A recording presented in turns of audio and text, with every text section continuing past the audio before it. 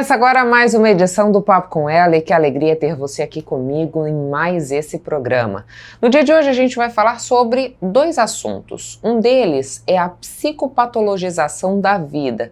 Afinal de contas, o que é isso? Por que acontece? Será que tudo é um diagnóstico ou a gente está se confundindo com aquelas sensações e sentimentos que são inerentes ao ser humano? A gente também conversa sobre quando é o período correto de cessar a pensão por morte. Você tem dúvidas sobre esse assunto? Então fica o meu convite para que você possa acompanhar o Papo com Ela, para que isso possa ser esclarecido. Nas reportagens a gente fala sobre o Carnaval 2026 aqui em Cuiabá, também sobre um livro que aborda a história de mulheres negras aqui em Mato Grosso, como Teresa de Benguela, Mãe Bonifácia. Então fica o meu convite, pega o teu café e vem comigo acompanhar toda essa programação que a gente preparou aqui no Papo com Ela. Com a ampliação do acesso à informação, um novo fenômeno passa a ser observado: a psicopatologização da vida. A tristeza virou depressão, o cansaço virou transtorno, a ansiedade virou rótulo. A vida está mais difícil ou estamos enxergando como doenças, sentimentos e sensações que são humanas? É justamente essa discussão que teremos agora aqui no Papo com Ela, com a ajuda da psicóloga Roberta Lima. Roberta, muito obrigada por aceitar o nosso convite, para que a gente falasse um pouquinho mais sobre essa psicopatologização da vida. Queria que você começasse explicando para a gente que fenômeno é esse e se, por exemplo, essa ampla gama de informações que hoje são disponibilizadas pelas redes sociais contribuem para esse fator. Então, Michele, primeiro eu queria agradecer pelo convite, esse convite para a gente debater esse tema tão importante, tão potente, que vem se amplificando desses tempos para cá, né? Então, a psicopatologização da vida, ela ocorre como um fenômeno social de entender qualquer comportamento humano como um transtorno mental. Qualquer reação emocional que a pessoa apresenta já é atribuída a ela um caráter de um transtorno, de algo que deve ser medicalizado, algo que deve ser curado. E com essa questão das redes sociais, do acesso à informação que vem crescendo cada vez mais, as pessoas acabam tendo um maior acesso ao que são transtornos psicológicos e elas acabam associando os critérios diagnósticos, os sinais desse transtorno a quaisquer comportamentos que alguém apresenta ou que elas mesmas apresentam. O que a gente vê muito agora são vídeos em redes sociais, como o TikTok, o Instagram, que são vídeos de diagnóstico, autodiagnóstico. Que a pessoa chega, ela fala os critérios, ela, eu tenho isso porque eu faço isso uma vez na vida, então eu já associo que eu tenho um transtorno, uma condição que apresenta essa sintomatologia. E também outros vídeos, o que acontece muito também, é que além do autodiagnóstico, as pessoas gravam vídeos diagnosticando outras pessoas. Um vídeo de uma situação específica, um episódio cotidiano, que ela já engloba, não, ela tem tal questão, ela deveria medicar isso, deveria tratar isso, porque esse comportamento é fora do padrão, fora da norma estabelecida socialmente. Agora, Roberta, você disse assim pra gente, né, comportamentos que são inerentes ao ser humano, né, que acontecem no dia a dia. Qual é o risco que a gente tem quando todo tipo de comportamento entra nesse universo de rótulos, né? Que ele precisa ser justificado sob um transtorno. Qual é o prejuízo que isso pode causar? Uma questão de um risco é realmente essa banalização do que é um transtorno mental, um transtorno psicológico. De que ao passo que você coloca essa característica em qualquer comportamento, uma reação emocional como tristeza, raiva, que normalmente são reações emocionais que não são desejadas. Desejadas socialmente, são algo que a gente quer mais reprimir, quer mais deixar de lado, assim. E acaba que o risco disso é não olhar para as nossas emoções da forma como a gente deveria. E não olhar para os comportamentos que a gente vê cotidianamente, não olhar para eles de uma forma crítica, de um risco de não olhar para eles pensando qual que é a condição que esse comportamento tem de aparecer, as condições sociais, culturais, históricas que envolvem esse comportamento. Não olhar, por exemplo, esse comportamento aqui, ele tem uma certa intensidade, tem uma certa frequência, tem um prejuízo. A gente não olha isso, que aí seria realmente de caracterizar algum transtorno, alguma condição a longo prazo, por assim dizer. Então, se a gente olha para um comportamento episódico, cotidiano, e já atribui a ele uma questão de um transtorno, a gente não olha para ele da forma que a gente deveria. E a gente já tenta extingui-lo com medicações, colocando ele numa caixinha, num rótulo, para deixar ali e ele ser cuidado de uma forma que não deveria ser. Deveria ser olhado de outra forma. Aí não entra também uma terceirização da responsabilidade? Porque assim, quando você disse, né, tristeza, raiva, que são comportamentos que socialmente acabam de alguma maneira sendo repelidos, né? Se eu sou uma pessoa agressiva, raivosa, eu preciso encontrar uma maneira de lidar com aquilo. E se eu coloco esse rótulo do transtorno, eu não preciso fazer nada. Daí o remédio é quem vai agir, aí eu tenho a justificativa de que quando eu faço isso é porque eu sofro de um transtorno, não teria um processo de terceirização? Sim, em muitas partes, neste caso mesmo de, o remédio vai lidar com isso, é uma medicação, um tratamento específico, não eu. Só que também uma terceirização da responsabilidade pelo comportamento de, muitas vezes, passar para o indivíduo mesmo e não para o contexto que ele está inserido. Por exemplo, o que acontece muito é rotular um cansaço pelo trabalho como um burnout apenas, mas não olhar o contexto que aquele comportamento surgiu, o contexto que aquela pessoa está inserida, por que ela apresentou aquele comportamento, se tem alguma coisa naquele espaço que deveria ter sido olhado. Mas não, só passa a colocar esse comportamento como uma responsabilidade do indivíduo e não do social. Apenas ele é responsável, ele tem que lidar com isso e a gente segue da forma que a gente já está. Puxando o burnout que você falou pra gente agora, né? Nesse momento em que a gente discute tanto o fim dessa escala 6x1, que seria uma medida coletiva para lidar, inclusive, com esses adoecimentos no mercado de trabalho, seria nesse contexto que você está dizendo pra gente, né?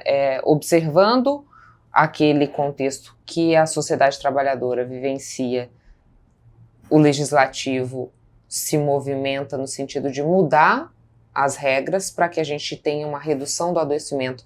Não adianta só a Michele, que é trabalhadora com burnout, fazer o seu movimento se toda aquela área não é modificada. Seria isso? Seria nesse ponto, sim, de que ao passo que você olha para como que está a jornada de trabalho daquele indivíduo, daquele sujeito que está apresentando um adoecimento. Não é ele que está apresentando um adoecimento por si só. Não é algo individual, não é algo só dele, que tem alguma questão com ele. É também do contexto, do social, da cultura que está ali instaurada, que tem alguma coisa que está adoecendo. Essa jornada exaustiva, muitas horas, ou as condições do trabalho mesmo. Então, se a gente olhar para o contexto, a gente consegue entender que não é algo apenas do indivíduo. Ele está manifestando o adoecimento dele a partir de algo que ocorreu. A gente estava falando dos vídeos em que aparecem autodiagnósticos e também pessoas que muitas vezes nem são preparadas para diagnosticar, fazendo diagnósticos de terceiros. Queria que você salientasse para a gente a importância de contar com ajuda profissional para isso. A partir do momento que você observa um vídeo, você vê que aquela pessoa está fazendo um diagnóstico, mas pautado em quê? Pautado em que ciência, pautado em que conhecimento. Então, aquele diagnóstico ele não é algo fundamentado, é algo mais banalizado, de apenas observar numa tabelinha de critérios, esse daqui eu vejo que ocorre em um dia, então pronto, já está ali. A partir do momento que você está com um profissional que já tem toda uma formação, tem todo um cuidado com relação àquele comportamento, já tem toda uma base fundamentada para observar, ok, esse comportamento faz parte sim desse transtorno, mas como que ele acontece? A gente consegue olhar para ele com outros olhos. Um olhar mais fundamentado em uma ciência mesmo, para que a gente consiga entender o que está acontecendo e consiga sim cuidar daquilo da melhor forma. Não apenas com medicações, também porque a medicação é uma forma importante de cuidado, Só que não apenas. A partir do momento que você se permite estar apoiado por um profissional, ter aquele acompanhamento, ter aquele cuidado, aquele olhar para a sua situação e o seu contexto, antes de passar por uma medicação, ou também junto, o trabalho de um psicólogo, por exemplo, junto a um psiquiatra, você consegue ter um cuidado mais fundamentado. Então isso faz com que você consiga olhar para você de outra forma, com essa mão, com essa ajuda de um profissional, não apenas de um vídeo na internet. Aqui também entra o risco da automedicação. Sim, sim. Porque a automedicação, ela vai nessa linha da psicopatologização, de que se patologiza um comportamento para que tenha algo que a gente possa fazer com ele. É mais como sofrer é ruim. Sofrer é uma coisa que a gente tenta reprimir, que a gente não tenta trabalhar com aquilo, porque traz um mal-estar. Então, patologizar isso é uma forma de, eu tenho um nome, isso daqui que eu tô sentindo, essa tristeza, eu tenho um nome para ela, seja de um transtorno tal, do que seja, eu posso fazer algo, a medicação. Então, essas duas coisas, a psicopatologização e a medicalização, elas andam juntas. Então, acaba que a pessoa vê aquilo como uma solução, vê a medicação como uma solução e trabalha com uma automedicação, ou talvez com um aumento da dosagem, pode estar lá com o profissional fundamentado, com todo o seu conhecimento, só que a pessoa vê e, como eu estou sofrendo, se eu aumentar um pouco essa dose, eu vou sofrer menos. Aqui, Roberta, você também vê um processo de tentativa de pertencimento? Sim, né? demais. Porque a partir do momento que aquilo está tratado de forma exaustiva nas redes, em que os rótulos passam a acontecer, não tem também um desejo de, eu quero me integrar, quero fazer parte disso, e a pessoa passa pelo processo da psicopatologização? Sim, em alguns momentos vê-se na internet grupos, eu tenho tal condição, eu tenho tal transtorno. Vem outro, eu também tenho, eu também tenho. Então acaba que a pessoa ela pode se sentir querendo pertencer àquele grupo. Ela apresenta um comportamento em um dia, um comportamento episódico, ela vê as pessoas falando que isso pode ser sinal de tal coisa, várias pessoas falando, e ela quer integrar aquele grupo. Então, também tem muitas questões de que são comportamentos que eles são socialmente não aceitos. Que eu apresento tal comportamento, a sociedade não me aceita, ela quer me patologizar, ela quer me medicalizar. Só que aí eu vejo essas pessoas que estão pegando essa nomeação, formando um grupo, seja para quais fins. Então, nesse lugar eu vou conseguir me integrar. Nesse lugar eles me dão um nome, mas não é de uma forma rechaçada, não é algo que... Não tem um julgamento, não né? tem um julgamento. Sim. Quando a gente pensa na psicopatologização, existem transtornos que acabam sendo mais comuns para rotularem esses comportamentos que muitas vezes são, na verdade, corriqueiros do ser humano e se apresentam no dia a dia? Tem. Acho que o que mais aparece agora nos vídeos é a questão de um TDAH, de um transtorno de autismo mesmo. O que aparece também em crianças, mas não com tanta força, é mais num contexto da psicologia mesmo, que a gente vê alguns casos que acontece, é mais de ver uma criança que ela responde aos pais, então ela já tem um transtorno opositivo, desafiador. Então aquele comportamento a gente dá um nome e a gente já vai cuidar disso. Não é algo que a criança está só querendo comunicar alguma coisa. Então tem algumas condições que elas estão mais ativas, mais emergentes, sim. Você falou agora de crianças e eu me lembrei de um episódio. Eu fui levar meu filho no hospital porque ele estava com dor de garganta. E ele brincando, né? Aí um pai sentou do meu lado e falou assim: ele é hiperativo grau 1 ou 2? Falei, não, ele é criança. Ele é né? apenas uma criança. Exato. Então, é fato. Existe essa necessidade de rótulos e ela está colocada o tempo inteiro pra gente. E até esse ponto me chamou a atenção também, que era algo que eu penso muito sobre a psicopatologização, de que esse pai, ele já foi dando um nome, já foi dando um rótulo, porque foi um incômodo para ele. Uhum. Aquela criança mais agitada, mais expansiva, naquele ambiente e com aquela pessoa com que ela acreditava, já foi um incômodo. Só que aí, se a gente olha, principalmente para as crianças, acontece bastante com crianças, de dar um nome, dar um rótulo, nomeá-las com transtorno tal, porque é um incômodo dos adultos. Uhum. Não é um incômodo da criança, não tem algo que ela está demandando, é mais, essa criança está muito agitada, eu quero que ela fique quieta. Uhum. Então ela tem tal coisa, vou medicá-la, vou tratá-la para que ela não apresente mais isso que está me incomodando. Então cabe a gente pensar de quem que é o incômodo nessa situação para que venha a psicopatologização. E isso vai prejudicar o desenvolvimento da Com criança, certeza, né? sim.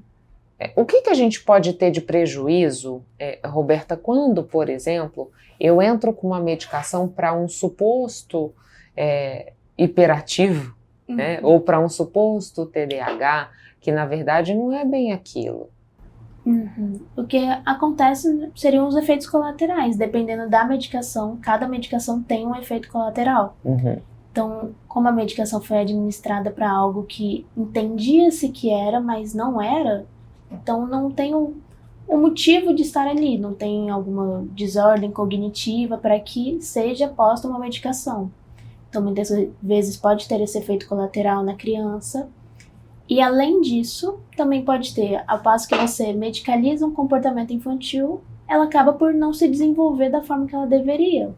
Mesmo que esses comportamentos causem algum incômodo nos adultos, sejam eles quais forem, é importante para a criança apresentar esses comportamentos para que ela entenda com acompanhamento, seja profissional, com os próprios pais ou a família, cuidadores, para que ela entenda aquele comportamento, para ela que entenda normalmente emoções, que é o que muito aparece, ela entenda o que é aquela emoção que ela está sentindo, para que ela consiga desenvolver da forma que ela deveria.